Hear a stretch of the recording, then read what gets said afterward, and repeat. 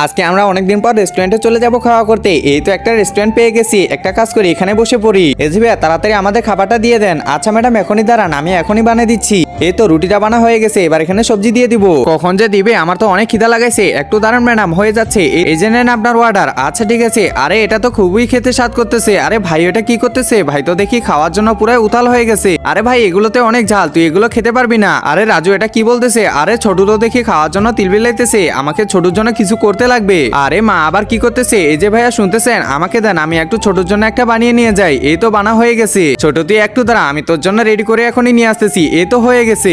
একজন মা কতটা আপন হয়ে থাকে, যার মানেই তাকে জিজ্ঞাসা করে দেখো। তো দেখা যাক বন্ধুরা, এই মায়ের জন্য কে ভিডিওটিতে লাইক এন্ড সাবস্ক্রাইব করে, আর যারা মাকে ভালোবাসো না তারা ভিডিওটি থেকে দূরে থাকো। এবার তুই আমার কলে আয়। আরে এই জেনে খা। আরে রাজু তুইও খাইতেছিস? আরে বাহ, ছোট তো দেখতেছি খেতেই আছে, অনেক স্বাদ লাগছে মনে হয়। আর আজকের খাবারটা কিন্তু অনেক টেস্ট ছিল বন্ধুরা। এমন ভাবে রেস্টুরেন্টে অথবা হোটেলে কে কে গেছো তা অবশ্যই কমেন্টে জানাও।